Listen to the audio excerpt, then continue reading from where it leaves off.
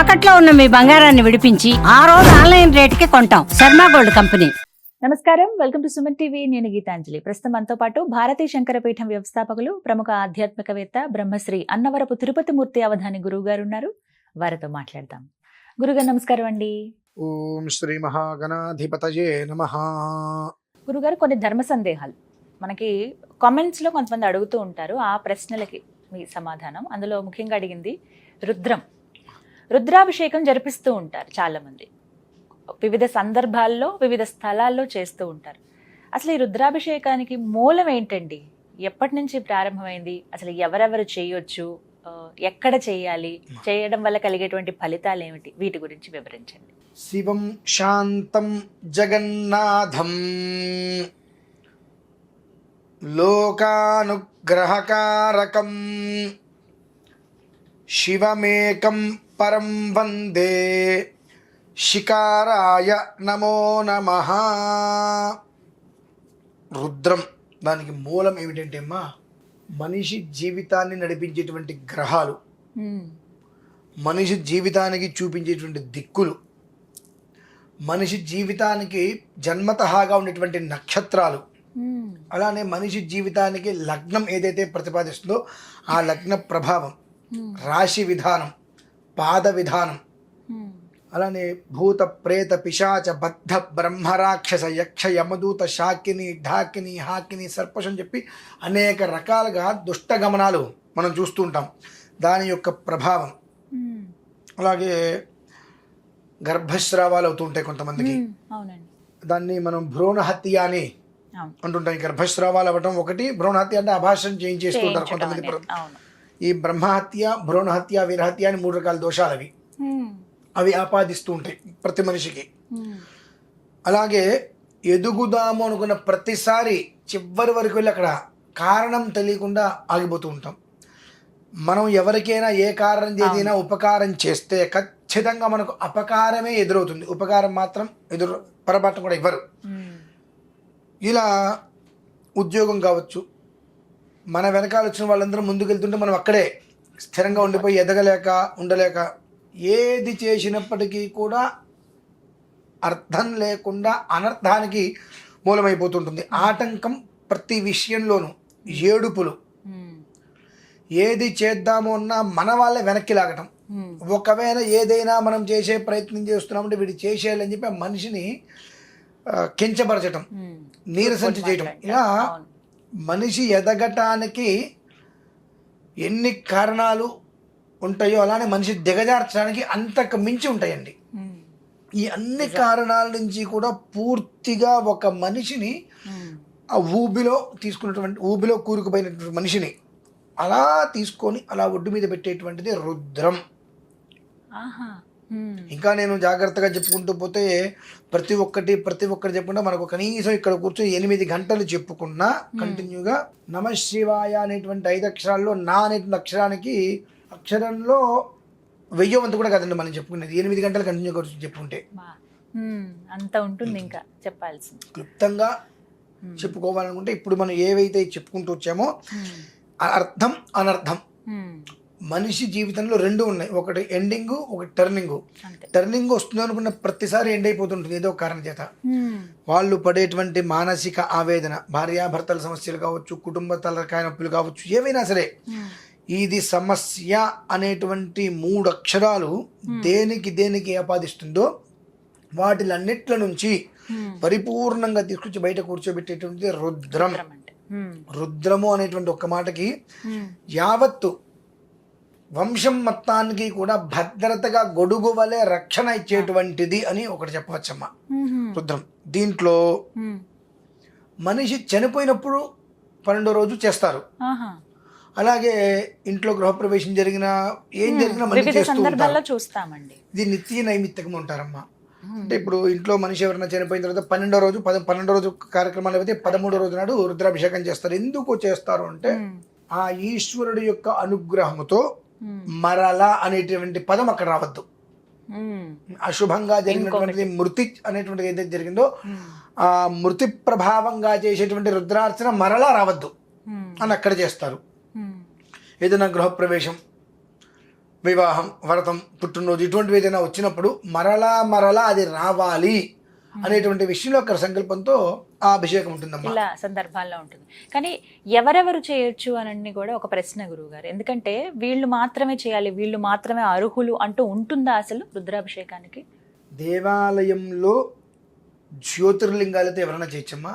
ప్రతిష్ఠ చేసినటువంటి శివలింగాలు అందరూ వెళ్ళి ఆలయాల్లో చేయకూడదు. అర్చకులు వాళ్ళకి మాత్రమే అర్హతలు, బయట ఎవరికి కూడా అర్హతలు ఉండవు. వారికి ఏదైనా అర్హత ఉంటుంది అంటే 1,00,000 బిల్వార్చనలు అటువంటివి ఏదైనా చేసినప్పుడు ఉపనయన సంస్కారం అయినటువంటి వారు లోపలికి వెళ్ళి అర్చన చేసుకోవచ్చు, అంతవరకే. మామూలు రోజుల్లో నేను కూడా వెళ్ళి అర్చన చేయకూడదమ్మా. ప్రతిష్ఠ చేసిన శివలింగ ఆలయంలో అర్చకులు ఉంటారు కాబట్టి ఆ అర్చకులు ఉండేటువంటి చేసేటువంటి ఆలయంలో మామూలు రోజులలో అయితే నాకు కూడా అర్హత ఉండదు, అంటే ఇంకెవరికి ఉండనట్టే సామాన్యంగా. మాకు కూడా ఎప్పుడు ఉంటుంది, కార్తీక మాసంలో ప్రదోష కాలాలలో 1,00,000 బిల్వార్చన చేస్తున్నప్పుడు మేము లోపలికి వెళ్ళి చేసుకోవడానికి మాకు అర్హతలు. కాదు నేను కూడా వెళ్తాను అంటే నీ కర్మ అనుభవించటమే, అదొక విషయం. ఇకపోతే మన ఇళ్లల్లో చేసుకునేటువంటి ప్రక్రియలో ప్రతి ఒక్కరూ కూడా స్వామివారికి చక్కగా అభిషేకం చేసుకోవచ్చు. ఒక్క మాటగా చెప్పాలంటే ఎవరికైతే కనుక మనస్సు శుచిస్మితంగా ఉంటుందో వారు ప్రతి ఒక్కరు కూడా వారి ఇంట్లో రుద్రాభిషేకం చేసుకోవాలి. అయితే ఆ పఠనం, ఆ రుద్రం చదవటం, చదవద్దు, వినడం అంతే. ఇది చాలా మంది తెలుసుకోవాలి. ఇది కేవలం కూడా రుద్రం అనేటువంటిది వినటమే. ఎందువలన అంటే అమ్మా, రుద్రం అనేటువంటిది ఇది ఈ ఒక్క విషయం చాలా జాగ్రత్తగా వినాల్సిందే. రుద్రం అనేటువంటిది మొత్తం కూడా 27 పనస అంటే ప్రశ్న అంటే పన్నము, క్వశ్చన్స్ మీ భాషలో 27 ఉంటాయమ్మా. నక్షత్రాలు ఖచ్చితంగా 27. ఈ ఒక్క అంటే ఎందుకు దీనికి ఎలా అనుసంధానం ఉంటుంది అనేటువంటి విషయం తెలుసుకోవాలి. రుద్రము అంటే అంత భద్రత ఏమిటి, ఎన్ని రకాలుగా మనిషి జీవితానికి సంబంధించినటువంటి ప్రతి ఒక్కటి అందులో ఎలా ఇమిడి ఉంది, ఆయన ఏదో నోటికి వచ్చిందని చెప్పేశారు అనుకోవడానికి అవకాశాలు ఉంటాయి. 27 నక్షత్రాలు, 27 నక్షత్రాలు అయితే రుద్రం 27 క్వశ్చన్స్ ఖచ్చితంగా. అలానే నవగ్రహాలమ్మ, ఈ నవగ్రహాలు అనేటువంటివి 9, దానికి అధిదేవత ప్రత్యధి దేవతలు కలిపితే 27, 3 9 27, అదొక విధానం. ఈ 27 నక్షత్రాలకు అధిదేవత ప్రత్యధి దేవతలు ఉంటాయి. మమ్మల్ని 27 నక్షత్రాలకు అధిదేవతలు ప్రత్యధి దేవతలు ఉంటాయి. ఇలా ఇప్పటికి 4 27. ఇకపోతే 5వది మనకు నవబ్రహ్మలో ఉంటారు. ఆ నవబ్రహ్మలకి అధిదేవతలు ప్రత్యధి దేవతలు ఉంటారు. వాళ్ళు మళ్ళీ 27 మంది. 27 ఇక్కడికి నవదుర్గలు, వారికి ఆరాధ్య దేవతలు, అదొక మళ్ళీ 27 తీసుకోవాలి. అలాగే ప్రాజాపత్యాది నవ ఋషులు అని ఉంటారమ్మా. అది మేము ఉపనయనం చేసుకున్న దగ్గర నుంచి కూడా బ్రహ్మయజ్ఞం అనేటువంటిది ఉంటుందమ్మా. ఆ బ్రహ్మయజ్ఞం ప్రతిరోజు ఈ కట్టె కాలే వరకు చేయాల్సిందే. ఉపనయన సంస్కారం అయిన దగ్గర నుంచి కట్టెకాలు పోయే వరకు నిత్యము చేయవలసిందే. అందులో ఈ ప్రాజాపత్యాది నవరషులు ఉంటారు. ప్రజాపతిం కాండర్షిం తర్పయామి, సోమం కాండర్షిం తర్పయామి, అగ్నిం కాండర్షిం తర్పయామి చెప్పి మొత్తం 9 మంది. వీరు అధిపత్య దేవతలు మళ్ళీ 27 మంది. ఇలా ప్రతిదీ కూడా 27 తోటి కూర్చుందమ్మా. అలానే ఇందులో సూర్యుడు మనకు ఒకళ్ళు తెలుసు, ద్వాదశాదిత్యులమ్మ సూర్యులు. తర్వాత త్రయోదశ విశ్వే దేవులు ఇందులోనే ఇమిడి ఉంటారు. మనకు ఏ దిశ బాగుంటుందని చెప్పుకోవడానికి దశ దిశలు ఏవైతే ఉంటాయో ఈ దశ దిశలు కూడా ఈ రుద్రంలోనే ఆపాదింపబడి ఉంటుందమ్మా. మరి ఇంతకు మించి రుద్రం అంటే మన జీవితాన్ని నడిపించేటువంటిది గ్రహాలు, మన జీవితానికి దిక్కు చూపించేటువంటిది దశ దిక్కులు. ఇవన్నీ కూడా ఇందులోనే ఇమిడి ఉన్నాయి. లగ్నాలు, మనిషి లగ్న స్థితి గమనం 12, రాశి గమనం 12, చతుర్విగుంశతి అక్షర మంత్రోచ్చారణ 24 అక్షరాల గాయత్రి ఇందులో ఇమిడి ఉంటుంది. ఇవి 24 అక్షరాలు. ఈ 24 ఇందులో ఇమిడి ఉంటాయి. సప్తగ్రామ్యా సప్తారణ్యా అంటే గ్రామాల్లో పండేటువంటి పంటలు 7 అయితే అరణ్యంలో పండేటువంటి పంటలు 7, అవి 14. త్వగ్జాతులు లతలు అంటే మల్లెపూలు తీగలే ఉంటాయి కదండి, అవి 5. దానికి పంచభూతాలు కలిపితే 24. ఇవి మళ్ళీ ఇందులోనే ఉంటాయి రుద్రంలో. అంటే ఒక్క రుద్రం అనేటువంటిది ఎంత ప్రభావం చూపిస్తుంది. అందుకనే పూర్వం నుంచి కూడా ఋషీశ్వరులు ఏమనేవారంటే ఒక్కసారి నా శతరుద్రం చేసుకోమంటారు. ఎన్ని జీవితంలో సుమారుగా సంవత్సరానికి 360 రోజులు. 360 రోజులలో 11 రోజులు తీసుకో. 11 రోజులు, ఆ 11 రోజులలో కేవలం 44 గంటలు నువ్వు పెట్టుకో. ఏంటండి 44 గంటలు. 44 గంటలు, ఒక సంవత్సరంలో 44 గంటలు నీది కాదనుకో. ప్రతిరోజు సాయంత్రం ప్రదోషకాలంలో 11 రుద్రాలు విను. పారాయణ చేస్తుంటారు ఎవరైనా, చేసిన విను.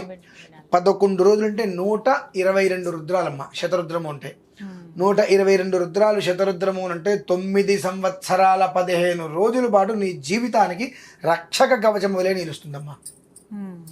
ఒక్కసారి శతరుద్రాన్ని మనం చేయించుకున్నాము 11 రోజులు ప్రదోషకాలంలో 5-5:30కి మొదలుపెట్టి 11 రుద్రాలు పారాయణ, 11 రుద్రాలు అభిషేకం, ఈ రెండిట్లో ఏదైనా మనం నిర్వర్తించుకున్నాము 11 రోజులు అంటే రోజుకి 4 గంటలు రుద్రాభిషేకం మొదలు పెడితే మహాన్యాసపూర్వకంగా రోజుకి 4 గంటల మంది కాదనుకుంటే నువ్వు వింటూ ఉండే పని చేసుకుంటున్నా. ఒక 11 రోజుల పాటు దానికి నువ్వు సంవత్సరంలో కేటాయించావంటే 9 సంవత్సరాల 15 రోజుల పాటు కుటుంబాన్ని కాపాడుతుందమ్మా అది. ఆ కుటుంబంలో అపమృత్యు భయం నాస్తి, సర్వత్ర విజయప్రదం. ఇక అంతకు మించి మనకు ఏం కావాలమ్మా ఈ జీవితానికి? అంటే జీవితం నడవటానికి ఏదైతే ప్రధానమో ఆ ఒక్క ప్రతిదీ, సూర్యుడు ఆత్మకారకుడు, చంద్రుడు మనఃకారకుడు, అంగారకుడు రోగకారకుడు, బుధుడు బుద్ధికారకుడు, బృహస్పతి సంతానకారకుడు, శుక్రుడు దంపతులకి సంబంధించిన అన్యోన్య కలత్రకారకుడు, శని ప్రాణకారకుడు, రాహు చక్షుకారకుడు, కేతు జ్ఞానకారకుడు. వీళ్ళందరూ రుద్రంలోనే ఇమిడి ఉన్నారుగా. అందరూ ఉన్నారు గ్రహాలు కూడా. పూర్వ దిగ్భాగే లలాటం ఇంద్రుడు, ఆగ్నేయ దిగ్భాగే నేత్రం అగ్నిహోత్రుడు, దక్షిణ దిగ్భాగే కర్ణ యముడు, నిరుతి దిగ్భాగే ముఖం నిరుతుడు. అంటే శరీరంలో ఉన్నటువంటి ప్రతి అంగానికి సంబంధించి ఏ దేవత ఎక్కడ ఎలా ఉంటుంది, ఏ దేవతని మనం విడివిడిగా ధ్యానిస్తే శరీరంలో ఏ పార్ట్ బాగుంటుంది. ఖచ్చితంగా శతరుద్రం అనేటువంటిది పారాయణ చేసుకోవడం వలన ఏదైతే దీర్ఘకాలికంగా ఉండేటువంటి వ్యాధులతో సహా నయమవుతాయమ్మా రుద్రము అంటేనే. అందుకనే మనిషి పుట్టినప్పుడు, మనిషి చనిపోయినప్పుడు ప్రతి ఒక్క క్రతువుకి శాంతి రుద్రం చేయించండి, శాంతి రుద్రం చేయించండి అంటారు. ఏంటంటే ఈ శాంతి ఇక మళ్ళీ ప్రమాద భరితంలో చేయించిందో ఆ ఇంట్లో రావద్దు అని కోరుకునేటువంటిది రుద్రం. అయితే ఇందులో చివరిగా ఒక ప్రశ్న అండి. కొంతమంది సందర్భాలు చూసుకుంటూ ఉంటారు. కార్తీక మాసం అని ప్రత్యేకంగా, శ్రావణ మాసంలో కూడా ఇలా చేస్తూ ఉంటారు, మాఘ మాసంలో ఇలా చేస్తూ ఉంటారు. ఏ మాసం గొప్పది అని చెప్పుకోగలం? అలాగే ఎప్పుడైనా పర్వాలేదంటారు? రుద్రాధ్యాయస్య రుద్రో దేవత. ఒంట్లో బాల 4 రోజులు స్నానం చేసి శరీరం బాగా ఇబ్బందికరంగా ఉంది, కానీ ఈశ్వరుడు నెత్తి మీద ఒక చెంబు నీరు పోస్తే నేను చాలా ప్రశాంతంగా ఉంటాను, నీ మనస్సు కనిపించింది. 4 రోజులు నువ్వు స్నానం చేయకపోయినా మనస్సు మాత్రం నిర్మలంగా ఉంది, నీకు ఆయన మీద భక్తితో ఉన్నావు, చెంబు నీళ్ళు ఆయన మీద పోయి అక్షరం నిన్ను కాపాడతాడు ఆయన. అంతేకాని నేను మడిగట్టుకున్నా అని చెప్పి బకెట్లు నెత్తి మీద వచ్చి నువ్వు నన్ను ముట్టుకోవద్దు అనుకుంటూ వచ్చేస్తే లోపల మొత్తం కల్మషమే. నీకు ఆ కల్మషం ఉన్నప్పుడు 100 సంవత్సరాలు నువ్వు రుద్రాభిషేకం చేసినా, దీనికి చిన్న కథ ఒకటి చెప్పి ముగించేస్తానమ్మా. ఇది కంచి పరమాచార్య స్వామి వారి దగ్గర నేను విన్నాను, అంటే వారి యొక్క ప్రవచనాలలో విన్నా కొంతకాలం క్రితం. ఒకళ్ళ ఇంట్లో రుద్రపారాయణ చేయించారు. ఆయనకి 80 సంవత్సరాలు పెద్ద ఆయన. ఆయనకి రుద్రం తప్ప ఇంకోటి రాదు. చిన్నప్పటి నుంచి ఆయన రుద్రమే, అది తప్ప ఇంకోటి రాదు. ఆ రుద్రం పారాయణ చేసుకుంటూనే ఉన్నారు. ఆ పెద్ద ఆయన వాస్తవంగా జరిగింది, ఇది కథ కాదమ్మా, కథ అన్నా కానీ వాస్తవంగా జరిగింది. రుద్రం తప్పితే ఇంకోటి రాదు. ఆ రుద్రమే పారాయణ చేసుకుంటూ వస్తున్నాడు ఆయన. సరే అందరూనేమో దిట్టంగా ఇలా కూర్చున్నారు, యా అంటూ చెప్తున్నారు. ఆయన ఒక్కడు నాకు వచ్చింది అది ఒక్కటే, దాన్ని నేను ప్రగల్భాలు పలకడం దేనికి, ఇలా కూర్చొని ప్రశాంతంగా ఆయన చెప్పుకుంటుంటే ఎవరైతే ఆ మేనేజ్మెంట్ చేస్తున్నాడో ఆయన ఈయన వంకే చూస్తున్నాడు. ఈయన కళ్ళు మూసుకొని ఏదో చెప్పుకుంటుంటే ఈయనకి మంత్రం రాదు, ఈయన ఏం చెప్పట్లా, ఈయనకి మనం ఉత్తిగా డబ్బులు ఇవ్వాల్సి వస్తుంది అని భావించాడు. సరే భోజనాల దగ్గరికి వెళ్ళినప్పుడు ఈయనకి పరమాన్నం అంటే చాలా ఇష్టం అమ్మా. ఆ పరమాన్నం ఇంకొంచెం ఏమని అడిగితే వేయలేదు. 10 సార్లు అడిగినా వేయలా. ఆయన కాస్త బాధగా అన్నాడు, రుద్రం చెప్పడం చేతగా నీకు రెండోసారి అడిగే అర్హత ఎక్కడ ఉన్నట్టుగా మాట్లాడారు. నలుగురు అవమానంగా అనిపించింది. ఆ చాప్టర్ అయిపోయింది.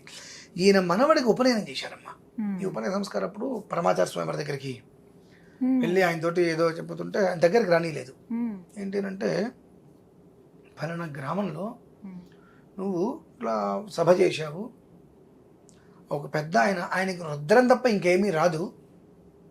ఆ, ఈయన చెప్పారండి పరమాచార్య స్వామి వారు. రుద్రం తప్ప ఇంకేమీ రాదు. ఆయన రుద్రం పారాయణ చేస్తూ ఆయనకి ఇష్టంగా తినటువంటి పరవాన్న 4 సార్లు అడిగినా సరే నువ్వు వెయ్యకుండా అవమానించావు, ఉమ్.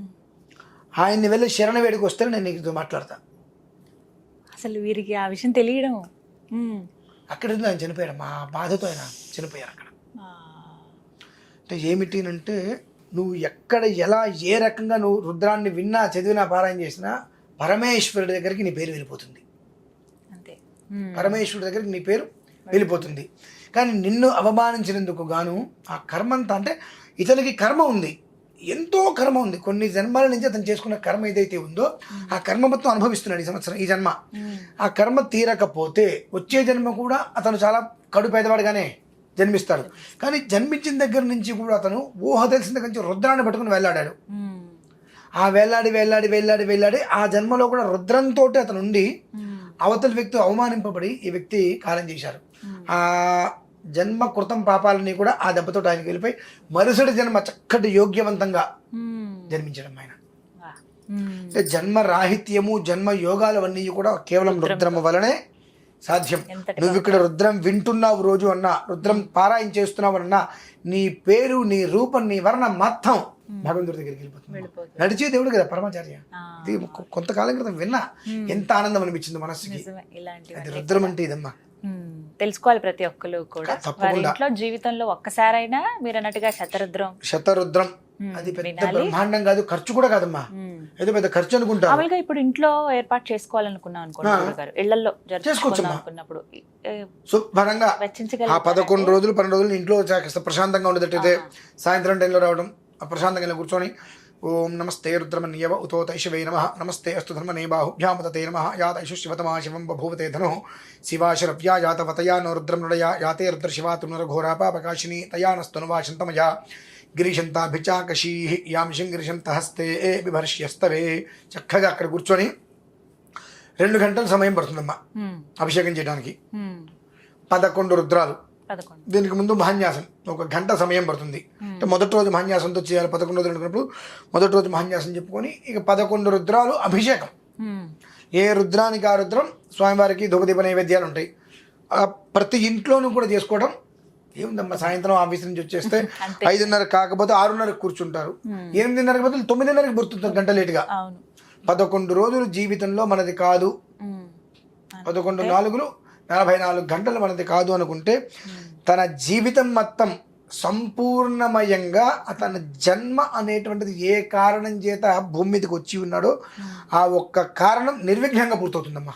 అంత గొప్పది రుద్రం. చాలా చక్కగా వివరించారు గురుగారు, ధన్యవాదాలండి.